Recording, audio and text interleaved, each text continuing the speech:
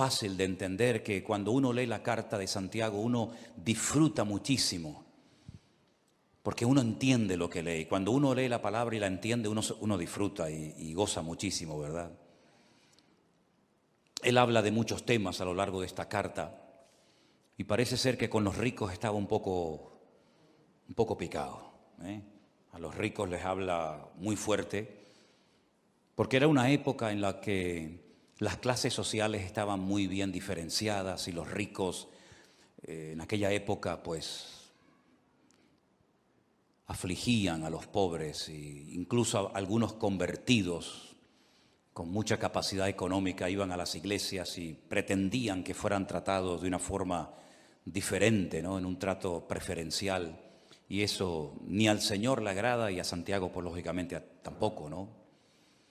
Y él habla mucho acerca de someterse a Dios, de buscar la sabiduría que viene de lo alto, porque también habla de una sabiduría terrenal, animal y diabólica, pero habla de la sabiduría que viene de lo alto, la sabiduría que viene de Dios, que dicho sea de paso, él dice que si algún hermano en algún momento de su vida necesita sabiduría, porque no sabe qué hacer, pues que la pida el Señor. Pero cuando pida, que pida con fe, no dudando. Y el Señor dice que le dará la sabiduría necesaria para, en fin, para tomar la decisión o para hacer lo que le corresponda hacer. Habla acerca de la lengua, habla acerca de la importancia de las obras, en fin, toca muchos temas y en cierto sentido alguien ha dicho, o algunos comentaristas han dicho, que tiene un estilo parecido a los proverbios del Antiguo Testamento, porque salta de un versículo a otro tocando un tema, tocando otro tema, y a veces parece como que pierde el hilo, pero luego lo retoma. Es una carta muy interesante, es una carta muy bonita. Hay varias personas en el Nuevo Testamento que tienen el nombre de Jacobo o Santiago. El Señor Jesucristo tenía un hermano que se llamaba Santiago. Estaban Santiago los hijos de Zebedeo, estaban Santiago los hijos de Alfeo. Hay varias personas que reciben este nombre. Y en el capítulo 4, él toca un tema que a mí particularmente me ha llamado muchísimo la atención. Y ahora les voy a decir por qué, cuando terminemos de leer la porción. En el capítulo 4 de Santiago, desde el versículo 13 en adelante, la palabra de Dios dice así: vamos ahora, los que decís, hoy y mañana iremos a tal ciudad y estaremos allá un año y traficaremos y ganaremos. Cuando no sabéis lo que será mañana, porque ¿qué es vuestra vida? Ciertamente es neblina que se aparece por un poco de tiempo y luego se desvanece. En lugar de lo cual deberíais decir, si el Señor quiere, viviremos y haremos esto o aquello.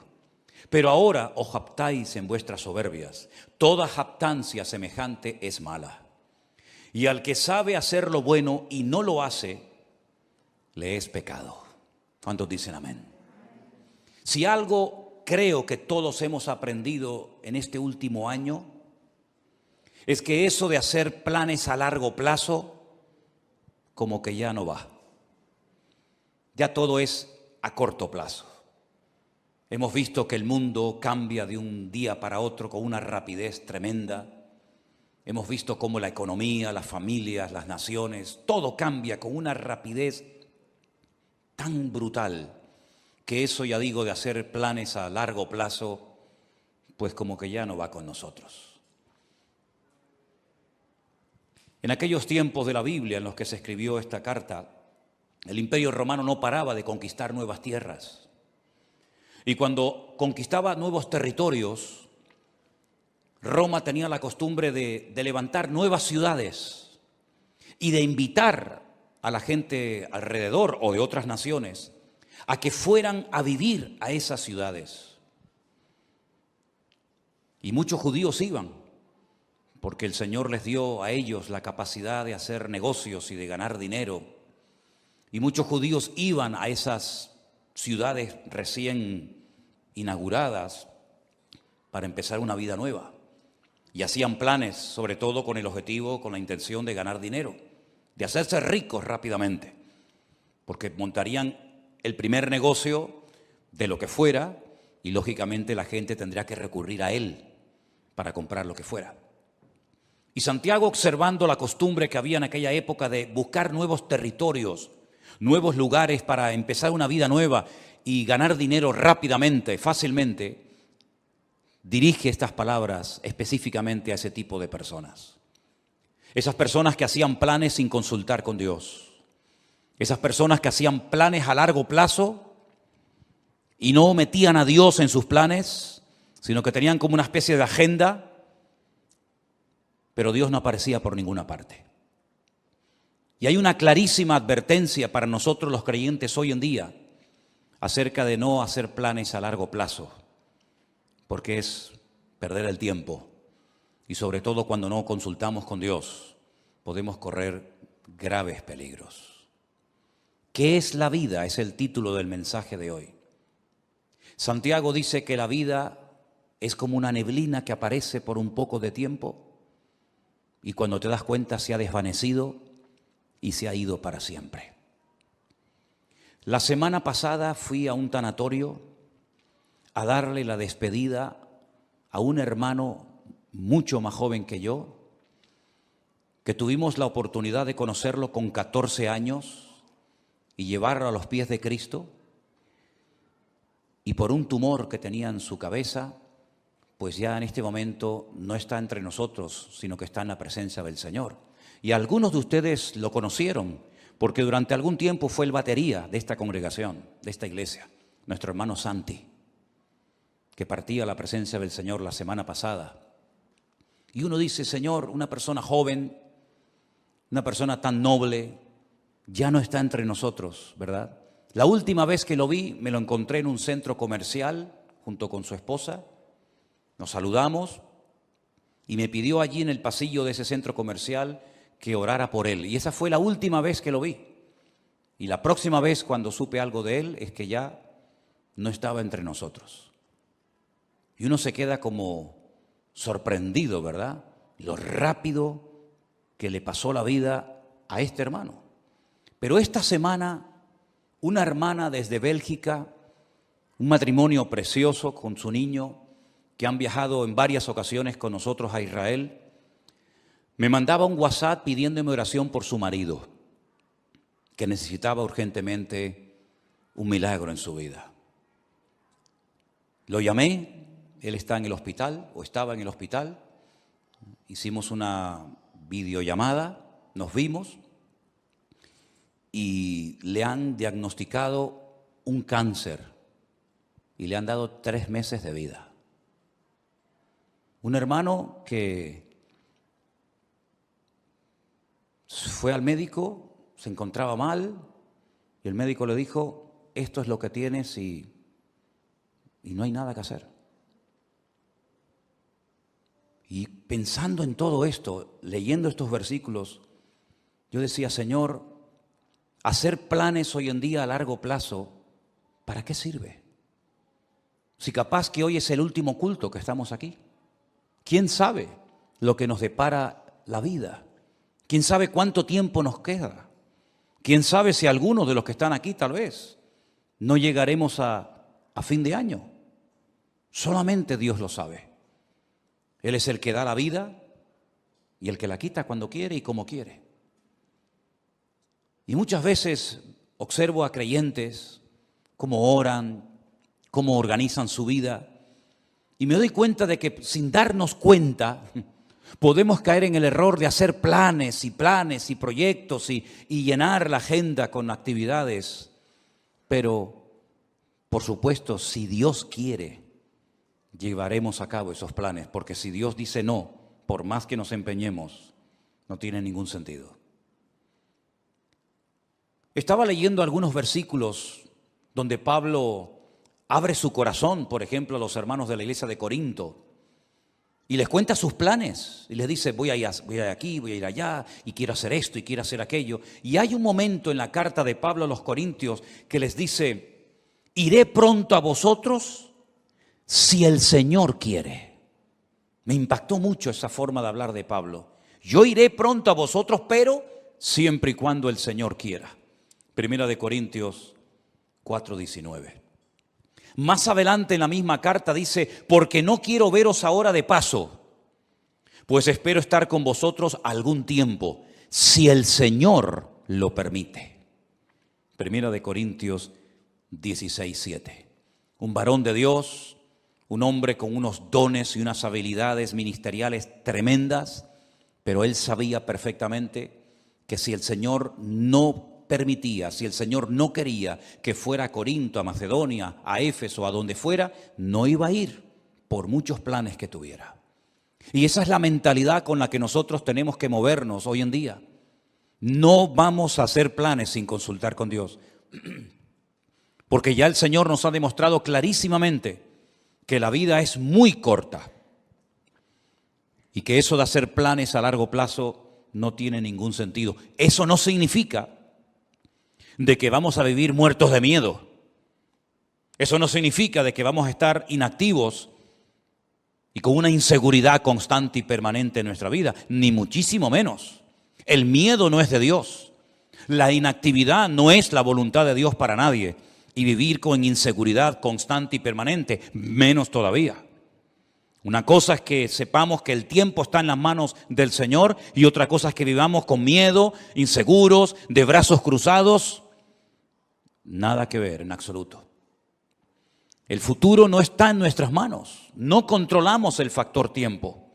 ¿Saben ustedes, hermanos, que hay 533 versículos en la Biblia que hablan acerca de la importancia del tiempo? 533 versículos. Y hay un capítulo casi entero, que es el famoso capítulo 3 del libro de Eclesiastés, donde en 29 ocasiones diferentes Salomón utiliza la palabra et, que es la palabra tiempo. Y él dice que en la vida tenemos que mentalizarnos, estar preparados y reconocer que en la vida hay tiempo prácticamente para todo. Tiempo para morir, tiempo para vivir, para morir, tiempo para sembrar, tiempo para cosechar, tiempo para reír y pasarlo bien y tiempo también para llorar. Y él habla en 29 ocasiones de distintas circunstancias o situaciones en la vida en las que nos vamos a encontrar, porque prácticamente tendremos tiempo para todo. Me llama mucho la atención que Pablo le da mucha importancia al factor del tiempo y llega a decir, aprovechar bien el tiempo, porque los días son malos. También Salomón en esos proverbios, tantos que escribió, hay uno que aprendí hace muchos años que es el 27:1, que dice, no os jactéis del día de mañana, porque no sabes qué traerá de sí el día. No te jactes, como diciendo, bueno, yo controlo el presente, el mañana y el pasado mañana. No te jactes, no hables así, porque tú no sabes lo que va a traer el mañana. El mismo Señor Jesucristo nos enseñó en el Sermón del Monte que no tenemos que estar afanados ni preocupados por el día de mañana, sino que basta a cada día su propio afán. ¿Cuántos dicen amén? Estamos viviendo estos días con mucha expectativa y viendo a ver qué es lo que termina de suceder en este país de Kabul, de Afganistán, cuya capital es Kabul, ¿verdad? Donde hay una especie de calma tensa. Cualquier cosa puede ocurrir en cualquier momento. Fíjense la cantidad de miles y de miles de personas que están desesperadas, tratando de salir como sea de ese infierno. Y creo que fue ayer o antes de ayer, un terrorista suicida se metió en medio de esa multitud y se explotó y murieron 170 personas. Personas que jamás en la vida se les hubiera ocurrido que estando en aquel lugar esperando un avión, una salida, ese iba a ser el último día de su vida. Incluso algunos soldados que estaban ya a punto de salir para su país también perdieron la vida. No somos dueños de la vida. No somos dueños del mañana. Y por eso cada uno de nosotros tenemos que partir de la base de que lo que tengamos que hacer, hágalo pronto, antes de que sea demasiado tarde. También Salomón, que era un hombre que reflexionaba y meditaba sobre tantas cosas, en su libro de Eclesiastés dijo, acuérdate de tu Creador antes de que vengan los días malos, antes de que pierdas la visión, antes de que vengan los dolores, antes de que te quedes ciego, antes de que te vengan los problemas y de la vida, antes de todo eso, acuérdate de tu Creador en los días de tu juventud. Tenemos al Señor presente en nuestros planes y en nuestros proyectos. Una vez escuché una entrevista que le hacían a un famoso cantante, donde decía que tenía su agenda llena para los próximos 5 o 6 años, si no recuerdo mal. Tener la agenda llena para los próximos 5 o 6 años. Y después vino el COVID y todo eso, y seguramente su agenda la tuvo que tirar a la basura. Yo no sé si tú llevas una agenda y unos planes y unos proyectos y unos sueños, pero como no metas al Señor en esos sueños, planes y proyectos, ¿quién te asegura a ti de que vas a poder cumplir con todos tus sueños y con todos tus objetivos? Por eso siempre le digo a la gente, ¿has orado y has consultado con Dios lo que has decidido hacer? ¿O simplemente te has limitado a informar a tus padres, informar a la iglesia, informar a Dios de lo que tú ya en tu corazón has decidido hacer? Esa es una mala costumbre. Por eso Santiago dice que el que sabe hacer lo bueno y no lo hace, está pecando. Y pecamos cuando informamos a Dios de los planes que ya hemos decidido llevar a cabo. Esa no es la actitud de un cristiano maduro. La actitud de un cristiano maduro que quiere agradar a Dios tiene que ser: Señor, esta es tu voluntad. ¿Quieres que haga esto? ¿Quieres que me dedique a esto? ¿Quieres que me quede aquí? ¿Quieres que me vaya para allá? En otras palabras, Señor, no quiero forzar circunstancias. No quiero que respaldes mis planes si no coinciden con tus planes. Que no se haga nunca nuestra voluntad, sino la de Dios en nuestras vidas. ¿Cuántos dicen amén? La vida se pasa volando. Curiosamente, el otro día Miriam estaba así como un poco mosqueada porque no le hace gracia cumplir 25 años. ¡Oh, qué tragedia! 25 años. Qué tremendo, ¿no? Si nos miramos a nosotros mismos, por lo menos en mi caso, no sé, en el vuestro, a mí la vida se me ha pasado volando. Ni me he enterado, pero aquí estoy. Aquí he llegado. Pero tal vez por la actividad, tal vez porque hemos estado siempre metidos en las cosas del Señor y no hemos tenido prácticamente tiempo para aburrirnos. La vida pasa tan rápidamente que ahora te paras y dices: Señor, me queda menos de lo que ya he vivido. Incluso en el ministerio, a menos que Dios te dé una fuerza de un toro, lógicamente siempre le queda a uno menos vida de la que ya ha vivido cuando uno llega a ciertas edades, ¿verdad? Por eso qué importante ahora más que nunca, y sobre todo los jóvenes, los que todavía teóricamente tenéis muchos años por delante, que se acostumbren a consultar con el Señor todos los pasos que queréis dar. Porque nadie de nosotros está vacunado en contra de errores, en contra de equivocarnos, sino más bien todo lo contrario. Yo recuerdo pasajes en la Biblia que me han hecho reflexionar mucho, como por ejemplo un día cuando el rey David le comenta al profeta Natán que tiene en su corazón el plan, el proyecto, la idea de construirle una casa a Dios, un templo. Y llega el profeta Natán y le dice: haz todo lo que pongas, lo que sientas en tu corazón, porque Dios está contigo. Y al día siguiente tiene que llegar y decirle: Dios te dice que tú no puedes construir ese templo, sino tu hijo lo hará. ¿Qué había de malo en construir una casa, un templo a Dios? Nada. Pero los planes de Dios no eran que David fuera el que construyera el templo, sino su hijo. Para él su sueño en la vida era construirle un templo al Señor. Además, ya estaban todos los enemigos prácticamente sometidos, derrotados. Todos pagaban impuestos. Había paz en el país, todas las fronteras estaban bien seguras. Era el momento idóneo para comenzar a construir ese templo. Pero el Señor dijo no. Y él se murió con ese anhelo en su corazón de construir esa casa, ese templo al Señor. Pero le preparó todo para que su hijo Salomón lo hiciera. Así son las cosas del Señor. Unos siembran, otros cosechan, unos preparan todos los materiales para la construcción del templo, otros lo construyen. Cada uno de nosotros tenemos que consultarle al Señor si lo que estamos haciendo con la única vida que tendremos, que es esta, porque con la otra vida no contamos en el sentido de que allí no vamos a mandar nosotros, pero con la única vida que nosotros podemos tener un mínimo de voluntad, tenemos que acostumbrarnos a someter todo absolutamente a Dios, para no perder el tiempo, para no encariñarnos, para no entusiasmarnos con cosas, con planes, con lugares, con personas, que al fin y al cabo no entraban dentro de los planes de Dios. ¿Qué sentido tiene invertir mi vida, mi tiempo, mi energía, mis dones, mi juventud en algo para lo cual yo no nací? En algo que Dios no dispuso para mi vida. ¿Qué sentido tiene? Ninguno. Haber perdido mi tiempo, haber perdido mi vida en cosas que no eran de la voluntad de Dios. Sí, habrás ganado mucho dinero, pero dice la Biblia que un hombre, y si ustedes han prestado atención a la lectura esta tarde, fue muy interesante la parábola que el Señor contó. Un hombre que fue prosperado en sus negocios, un hombre que decidió ampliar sus graneros porque había producido tanto su herencia, había producido tanto su negocio, que dijo, bueno, voy a derrumbarlo todo y voy a construir graneros más grandes.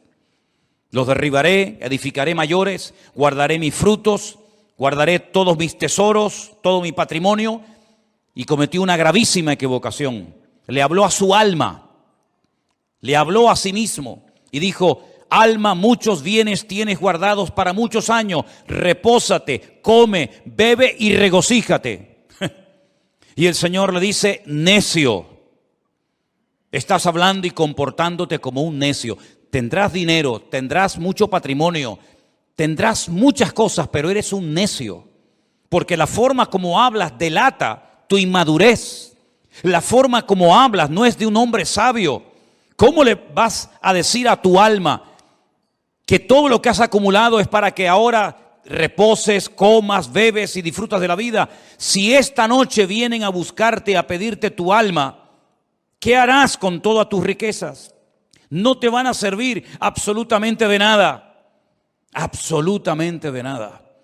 Dice, así es el que hace para sí tesoro, pero no es rico para con Dios. ¿Estás atesorando en Dios o estás atesorando para este mundo pasajero y efímero, que es como neblina que pasa rápidamente?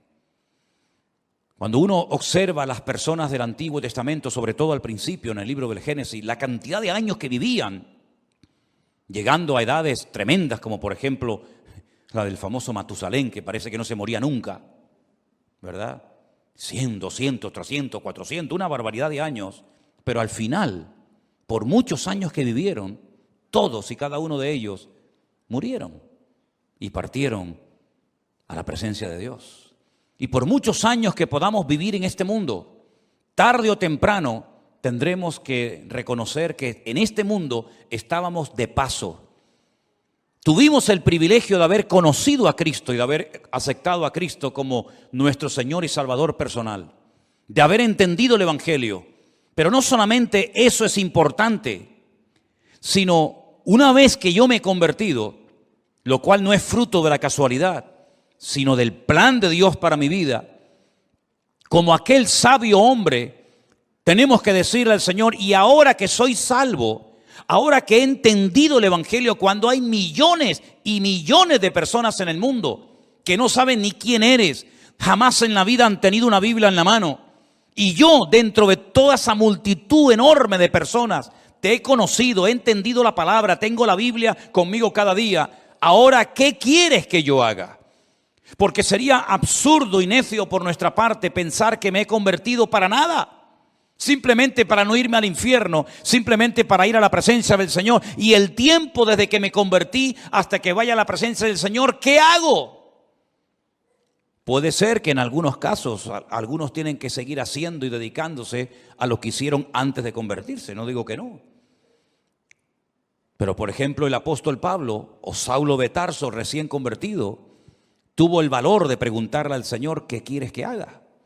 Porque teóricamente, lo humanamente, lo lógico hubiera sido volver a Jerusalén, contarle a los que te enviaron que tuviste una experiencia que te cambió la vida y seguir con tu tradición, con tu ley, con tu mundo de rabino, etcétera, etcétera.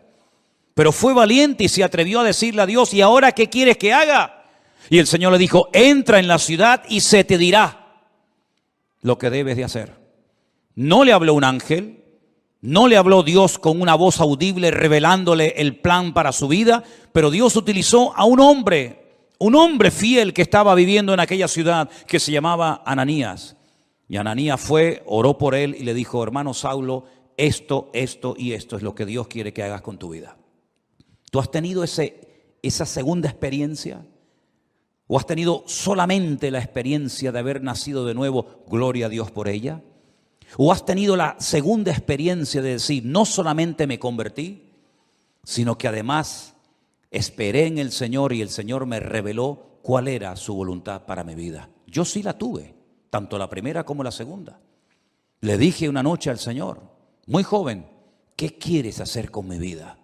Y Él puso en mi corazón y las puertas se me abrieron y las circunstancias se dieron para que yo me preparara.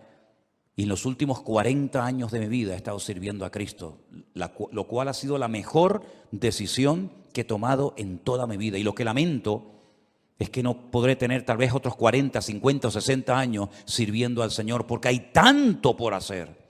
Hay tantas vidas que aún no han conocido a Cristo. Hay tanta palabra que aún queda por enseñar.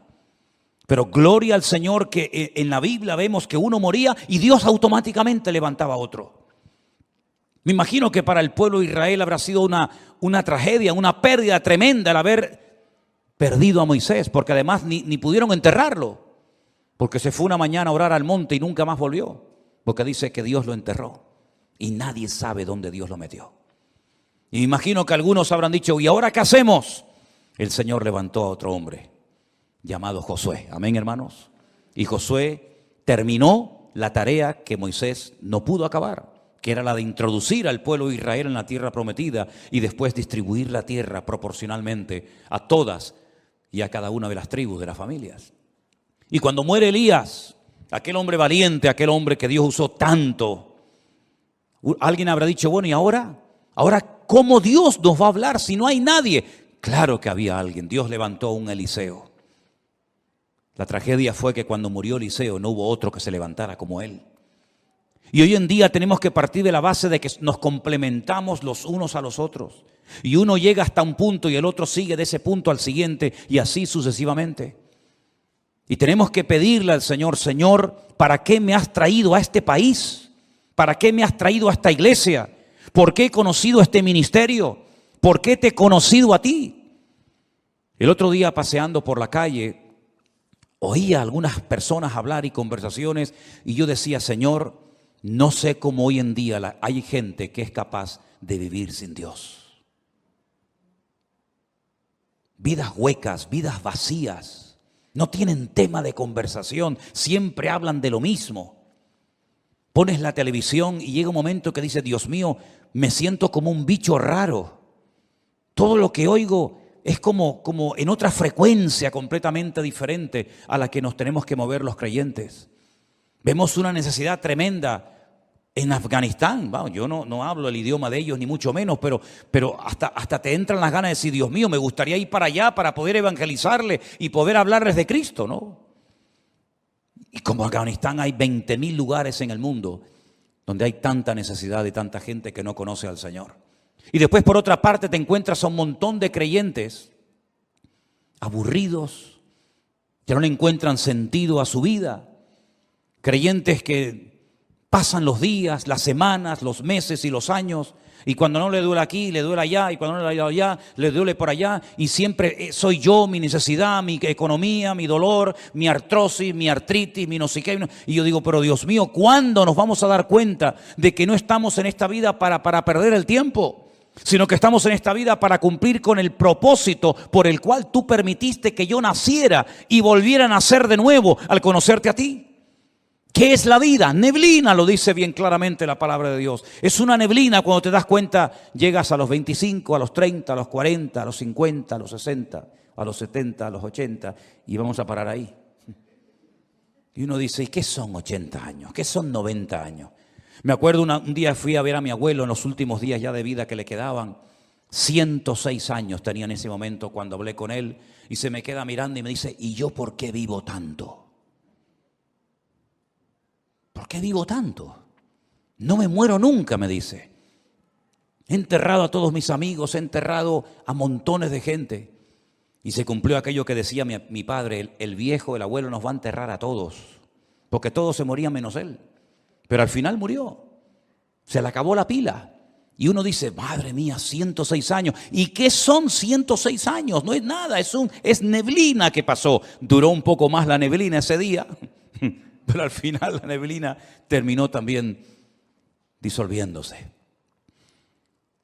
Hay un versículo en la Biblia, en el libro de Eclesiastés, vengan conmigo por favor al capítulo 3, muy interesante, donde Salomón, reflexionando acerca de lo que es la vida, las distintas circunstancias, momentos y experiencias que vamos a tener, él dice lo siguiente: ¿qué provecho tiene el que trabaja de aquello en que se afana? Eclesiastés 3:9. ¿Qué provecho tiene? ¿Cuál es el objetivo? ¿Cuál es la finalidad de aquello en lo que me afano? Dice Salomón: yo he visto el trabajo que Dios ha dado a los hijos de los hombres para que se ocupen de él. Todo lo hizo hermoso en su tiempo y ha puesto eternidad en el corazón de ellos, sin que alcance el hombre a entender la obra que ha hecho Dios desde el principio hasta el fin. Yo he conocido que no hay para ellos cosa mejor que alegrarse y hacer bien en su vida. Y también que es don de Dios que todo hombre coma y bebe y goce el bien de toda su labor. He entendido que todo lo que Dios hace será perpetuo. Sobre aquello no se añadirá ni de ello se disminuirá, y lo hace Dios para que delante de él teman los hombres. Aquello que fue, ya es, y lo que ha de ser fue ya, y Dios restaura lo que pasó. Es como un círculo, ¿verdad? Unos van, unos vienen, unos mueren, unos nacen. Pero las lecciones que el Señor ha grabado a fuego en nuestros corazones en este último año, creo que no tenemos que olvidarlas nunca en la vida. Dios nos está dando oportunidades hoy en día más que nunca para que podamos hacer lo más importante que podemos hacer, que es servir a Dios, servir a su obra y dar la vida en rescate por muchos. ¿Cuántos dicen amén? Nadie de los que están aquí en esta tarde que ha conocido el Evangelio tiene por qué sentirse inútil, que no sirve para nada, que no está capacitado, que no sabe. Déjense de excusas, hermanos. Todos y cada uno de los que estamos aquí hemos sido llamados específicamente por el Señor. Primero para que le conociéramos a Él. Pero ya le conoces, ya está, gloria a Dios. Ahora cada día nos esforzamos, leemos la palabra, estudiamos, oramos, nos congregamos. Eso es normal en la vida de cualquier creyente, el crecimiento, el desarrollo, la madurez, ¿verdad? Pero la actividad propia de cada miembro es insustituible. Nadie puede ocupar tu lugar en el cuerpo, porque cada uno de nosotros tenemos una función que cumplir. Y la Biblia dice que una iglesia sana es cuando cada miembro reconoce para qué está en ese cuerpo, cuál es su función y cuál no es su función. A veces veo gente que se quiere dedicar a lo que Dios no lo ha capacitado, en vez de dedicarse y ocuparse a lo que Dios sí le ha capacitado. No tienen que imitar a nadie, no tienen que frustrarse diciendo, a mí me gustaría cantar o predicar o hacer o ser como aquella otra persona. No, porque no es así como tenemos que movernos en el reino. Tenemos que decirle al Señor, Señor, ¿cuál es mi función? Y dice la Biblia que hay miembros en el cuerpo que parece que no sirven para nada, pero a la hora de la verdad son a veces los más necesarios. Y hoy en día necesitamos un ejército de hombres y mujeres que pasen tiempo orando a Dios. Hay tantas necesidades. Una de las cosas que más me golpea el alma cada día es cuando recibimos cientos de peticiones de auténticas tragedias, de niños que se están muriendo, de familias destrozadas, de gente que le han diagnosticado un cáncer, de gente que se encuentra, y es todos los días, peticiones y peticiones y peticiones, y necesitamos un ejército de personas que tomen conciencia de la realidad del mundo espiritual. El mundo espiritual está cambiando de una forma galopante, tremenda, y espero equivocarme en lo que voy a decir, el tiempo lo dirá, pero probablemente cambios aún más brutales, más bruscos que los que hemos experimentado en este último año están en el horizonte.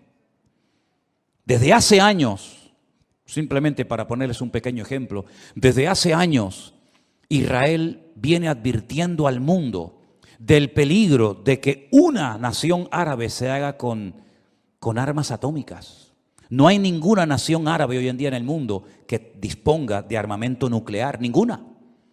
Pero hay una que Israel viene años diciendo están preparándose para tener su armamento nuclear, y me refiero concretamente a Irán, la antigua Persia.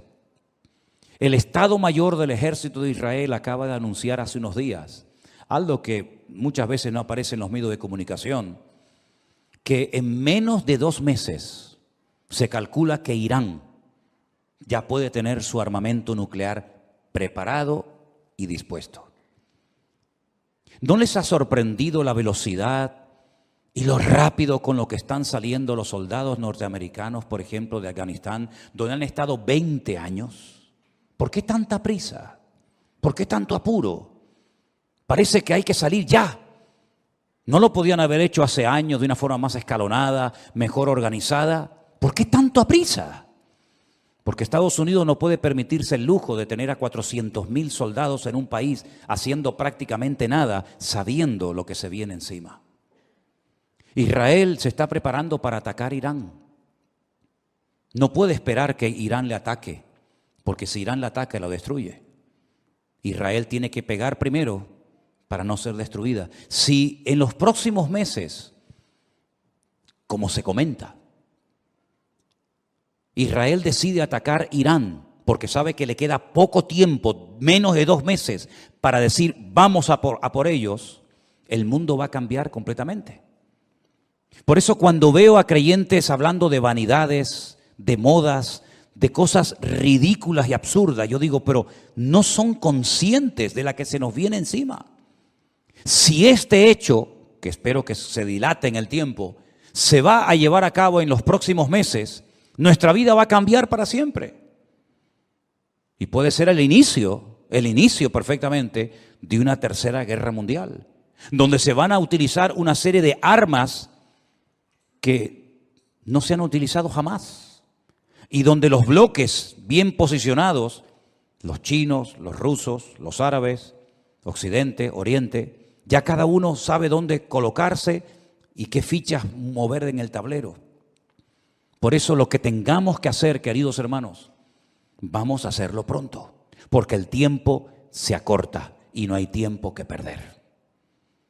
Y la palabra del Señor nos enseña que Cristo viene pronto, pero antes de que el Señor venga, dará un tiempo de gracia para que el hombre conozca el Evangelio. Pero dice, ¿cómo creerán si no hay quien les predique? No tenemos que decir que no ha habido personas que se han convertido, vamos a decir, entre comillas, solas. Sí, hay algún caso por ahí, sí. Alguna persona que se compra una Biblia, que viene a una iglesia, sí, pero son los menos. El sistema de Dios es que la iglesia se ponga las pilas y predique el Evangelio a tiempo y fuera de tiempo.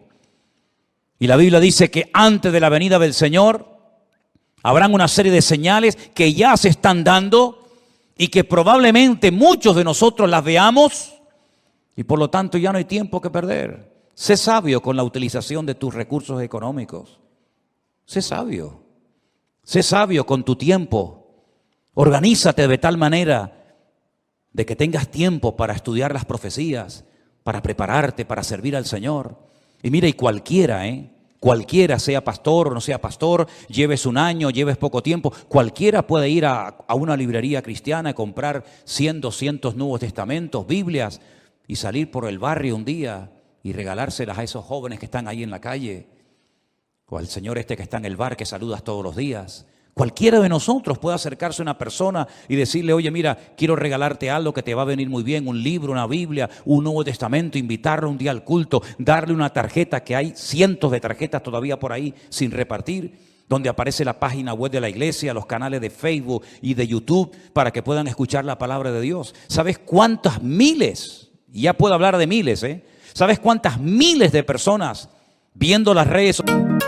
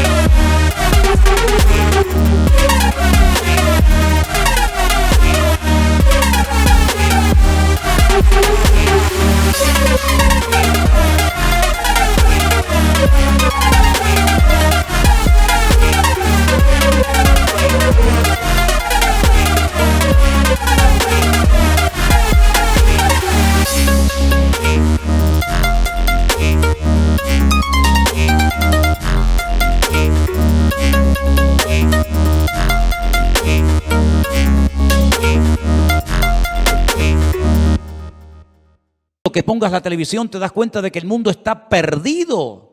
Sodoma y Gomorra. Sodoma y Gomorra está por todas partes.